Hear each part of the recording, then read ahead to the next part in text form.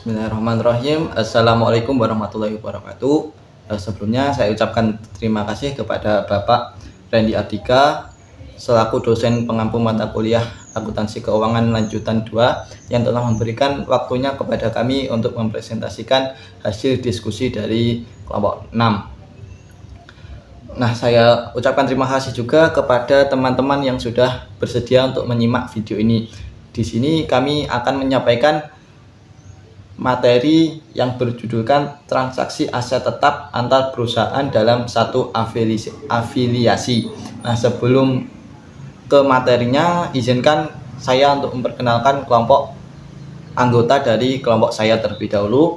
Yang pertama dengan saya sendiri, Muhammad Fatur Rahman dengan NIM 22404009, dan rekan saya Rizka Saiful Putri dengan NIM 22404031, dan teman saya Valentino Ramadhan dengan NIM 22404073, dan teman saya Fitria Ramadhani dengan NIM 22404096. Di sini kami akan menyampaikan materi yang pertama tentang transaksi aset tetap non depresiasi, dilanjutkan dengan transaksi aset tetap dengan depresiasi, dan yang ketiga adalah tentang laba ditangguhkan, dan yang terakhir tentang penjualan aset tetap non depresiasi arus bawah dan arus atas.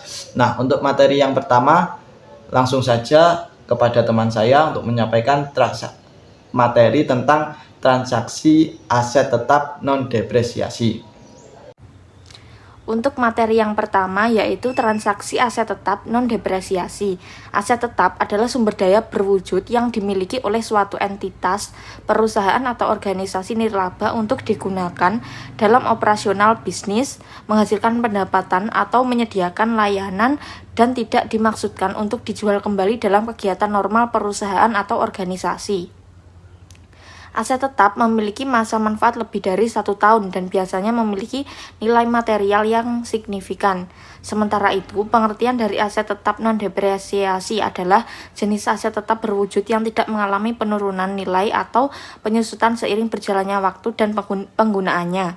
Karakteristik utama aset ini adalah memiliki masa manfaat yang tidak terbatas atau sangat panjang, sehingga tidak dialokasikan biayanya sebagai beban penyusutan dalam laporan keuangan. Keberadaan aset tetap non-depresiasi memiliki peran penting dalam neraca keuangan perusahaan. Aset ini mencerminkan investasi jangka panjang yang signifikan dan menjadi landasan bagi kegiatan operasional perusahaan. Transaksi terkait aset tetap non-depresiasi. Perlakuan akuntansi untuk transaksi aset tetap non-depresiasi ini berbeda dengan aset tetap yang dapat didepresiasi. Beberapa transaksi umum dan implikasi akuntansinya yaitu yang pertama ada perolehan. Aset tetap non-depresiasi diakui pada biaya perolehan awal yang meliputi harga beli dan biaya-biaya yang dapat didistribusikan secara langsung untuk membawa aset tersebut ke kondisi dan lokasi yang siap untuk digunakan sesuai dengan maksud manajemen. Yang kedua, pemeliharaan dan perbaikan. Pengeluaran untuk pemeliharaan rutin aset tetap non-depresiasi seperti pembersihan atau pengamanan tanah biasanya dibebankan sebagai beban pada periode terjadinya.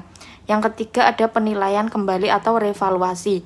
Beberapa standar akuntansi memperbolehkan penilaian kembali aset tetap, termasuk aset tetap non-depresiasi, ke nilai wajar. Jika tanah atau karya seni mengalami peningkatan nilai pasar yang signifikan, perusahaan dapat memilih untuk melakukan revaluasi. Yang keempat adalah pelepasan. Ketika aset tetap non-depresiasi dijual, keuntungan atau kerugian diakui dalam laporan laba rugi. Selanjutnya akan disampaikan oleh rekan saya. Selanjutnya yaitu transaksi aset tetap dengan depresiasi. Pemilihan aset tetap yang mengalami penyusutan seperti mesin, gedung, atau fasilitas tambang antar entitas afiliasi dengan harga yang tidak sama dengan nilai bukunya, baik cenderung lebih tinggi maupun lebih rendah, akan menimbulkan laba atau rugi yang belum terrealisasi dalam laporan keuangan konsolidasian. Penyusunan jurnal untuk mengeliminasi dampak laba atau rugi yang belum terrealisasi atas aset tetap yang dapat disusutkan cenderung lebih kompleks dibandingkan dengan aset yang tidak dapat disusutkan. Transaksi penjualan aset tetap antar perusahaan yang dikenahi penyusutan, depresiasi, atau amortisasi dapat menghasilkan laba atau rugi yang belum terrealisasi. Harus dicatat dalam laporan keuangan pihak penjual yang merupakan entitas afiliasi. Dampak dari laba atau rugi tersebut harus disesuaikan atau dieliminasi dari laporan keuangan induk maupun laporan keuangan konsolidasian sampai laba atau rugi tersebut benar-benar direalisasikan, baik melalui penjualan aset ke pihak luar maupun pemakaian aset dalam entitas konsolidasi. Proses penjualan ini lebih kompleks dibandingkan dengan transaksi aset tetap yang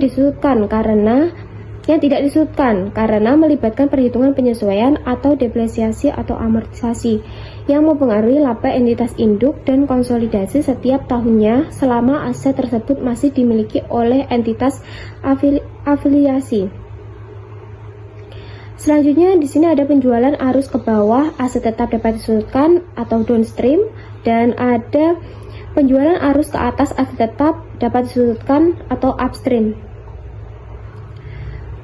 Untuk penjualan arus ke bawah, aset tetap dapat disudutkan atau downstream dalam transaksi penjualan aset tetap yang dapat disudutkan dari induk perusahaan ke entitas afiliasi atau arus hilir. Laba antar perusahaan yang belum direalisasikan pada awalnya dicatat sebagai pendapatan oleh induk perusahaan, serupa dengan perlakuan pada aset yang tidak dapat disudutkan. Untuk contoh studi kasusnya sudah ada di makalah. Selanjutnya untuk penjualan arus ke atas, aset tetap dapat disudutkan atau upstream. Untuk ini penjualan aset tetap yang dapat disudutkan dari anak perusahaan kepada induk perusahaan atau penjualan hulu akan menimbulkan laba atau rugi yang belum direalisasi dalam pencatatan akuntansi anak perusahaan pada tahun penjualan, kecuali jika transaksi dilakukan sebesar nilai bukunya. Saat menghitung laba atas investasi pada tahun terjadinya transaksi, induk perusahaan akan membagi bagian-bagian laba anak perusahaan yang dilaporkan menjadi dua bagian, yaitu laba yang belum direalisasikan dari transaksi penjualan dan laba yang belum direalisasikan yang telah direalisasikan oleh anak perusahaan melalui beban penyusutan. Untuk contohnya sudah ada di makalah juga. Selanjutnya yaitu laba ditangguhkan. Pendapatan yang ditangguhkan adalah pembayaran yang diterima perusahaan di muka untuk produk atau layanan yang belum dikirimkan. Disebut juga pendapatan yang belum diterima. Pendapatan ini muncul sebagai kewajiban pada neraca perusahaan hingga perusahaan memenuhi kewajibannya kepada pelanggan. Ketika bisnis menerima pembayaran di muka, mereka tidak langsung mencatat uang ini sebagai pendapatan sebaliknya. Mereka memperlakukannya sebagai kewajiban hingga mereka mengirimkan barang atau jasa yang dijanjikan. Karakteristik pendapatan ditangguhkan yaitu ada 3. Yang pertama, pembayaran di muka. Pendapatan jenis ini hanya dicatat saat pelanggan membayar perusahaan sebelum barang atau jasa dipasok. Bisa untuk langganan, kontrak layanan, prapemesanan produk, atau pengaturan apapun untuk mengirimkan di kemudian hari. Yang kedua, klasifikasi liabilitas. Awalnya tercantum sebagai liabilitas. Liabilitas tersebut tetap ada di neraca hingga perusahaan menyerahkan apa yang dibeli pelanggan. Yang ketiga, diakui dari waktu ke waktu. Pendapatan yang ditangguhkan tetap berada di neraca sebagai kewajiban hingga perusahaan menyediakan layanan atau produk. Saat perusahaan memenuhi kewajiban ini, perusahaan secara bertahap memindahkan pendapatan yang ditangguhkan ke pendapatan akrual pada laporan laba rugi. Hal ini berlanjut selangkah demi selangkah hingga perusahaan memenuhi semua kewajiban. Contoh laba ditangguhkan yaitu pada tanggal 1 Agustus, Clostrons GO menerima pembayaran sebesar $1.200 untuk kontrak 1 tahun dari klien baru karena layanan akan diberikan secara merata selama setahun. Perusahaan harus mengambil pendapatan bulanan sebesar $100. Pada tanggal 1 Agustus, perusahaan akan mencatat pendapatan sebesar $0 pada laporan laba rugi. Pada neraca, kas akan meningkat sebesar $1.200 dan kewajiban yang disebut pendapatan ditangguhkan sebesar $1.200 akan tercipta. Pada tanggal 31 Agustus, perusahaan akan mencatat pendapatan sebesar $100 pada laporan laba rugi. Pada neraca, kas tidak akan terpengaruh dan kewajibannya pendapatan yang ditangguhkan akan berkurang sebesar $100. Pola pengakuan pendapatan sebesar $100 akan berulang setiap bulan hingga akhir 12 bulan. Ketika total pendapatan yang diakui selama periode tersebut adalah $1.200, laba ditahan adalah $1.200 dan kas adalah $1.200. Pada saat itu pendapatan yang ditangguhkan dari transaksi tersebut sekarang adalah $0. Baik, materi yang selanjutnya adalah penjualan aset tetap non depresiasi arus bawah dan arus atas. Untuk materi yang pertama adalah arus ke bawah. Dalam transaksi penjualan aset tetap yang tidak dapat disusutkan dan terjadi secara arus bawah, di mana transaksi ini terjadi dari induk ke anak perusahaan.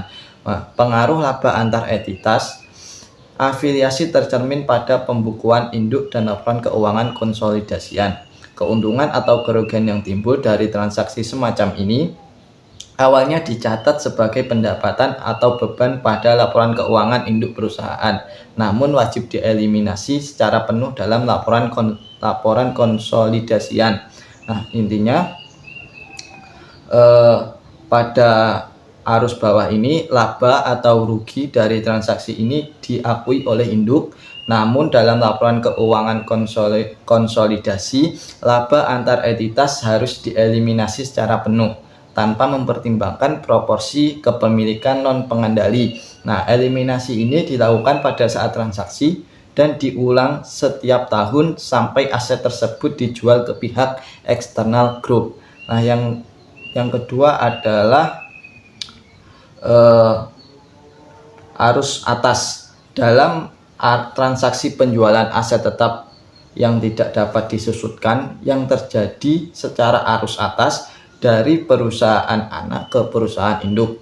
Pengaruh dari laba antar perusahaan tercermin pada laporan keuangan anak perusahaan dan laporan keuangan konsolidasian. Nah, laba atau rugi yang timbul dari transaksi ini pada awalnya diakui dalam laporan keuangan anak sebagai pendapatan atau kerugian. Namun dalam laporan keuangan konsolidasi jumlah tersebut harus dieliminasi. Nah, intinya dalam arus atas ini anak menjual aset ke induk perusahaan. Nah, laba atau rugi diakui oleh perusahaan anak. Dalam laporan konsolidasi, laba entitas harus dieliminasi secara proporsional berdasarkan persentase kepemilikan induk dan kepentingan non pengendali. Eliminasi ini juga dilakukan setiap tahun sampai aset dijual ke pihak eksternal. Nah, yang selanjutnya adalah contoh kasus.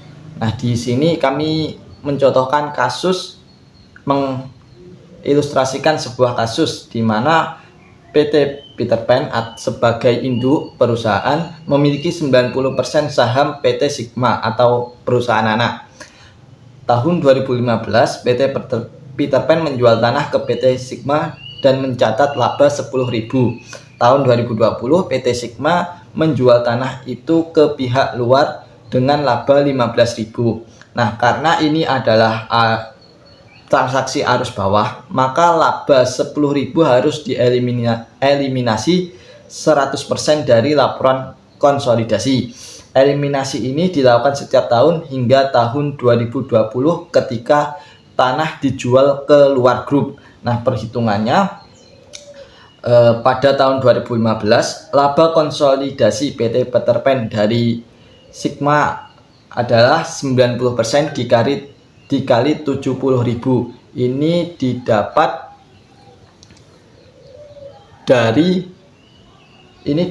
dari keuntungan setiap tahunnya di tahun 2015. Nah, habis itu dikurangi 10.000 dari keuntungan yang diterima dari penjualan tanah. Hasilnya adalah 53.000 dan laba untuk pihak non pengendali adalah 10.000 dikali 70.000 sama dengan $7.000. Nah, jurnalnya pada 2015 jurnal eliminasinya adalah laba penjualan tanah sebesar 10.000 pada debit dan tanah sebesar 10.000 pada kredit.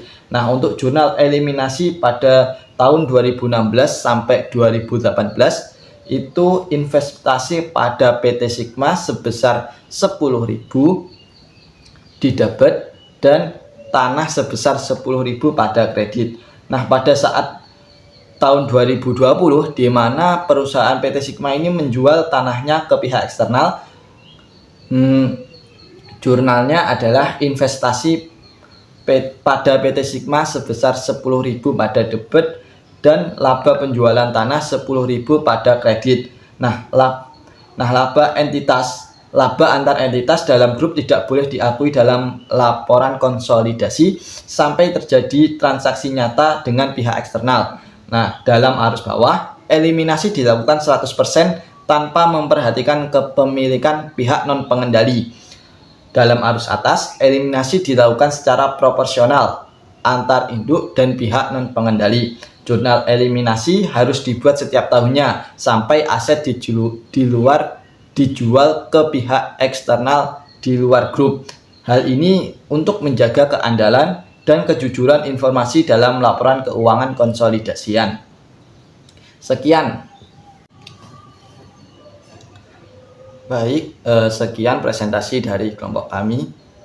Mungkin dari teman-teman ada yang kurang dipahami dari materi yang kami sampaikan. Bisa disampaikan di grup dan ditanyakan. Terima kasih kepada teman-teman yang sudah menyimak video kami sampai akhir. Wassalamualaikum warahmatullahi wabarakatuh.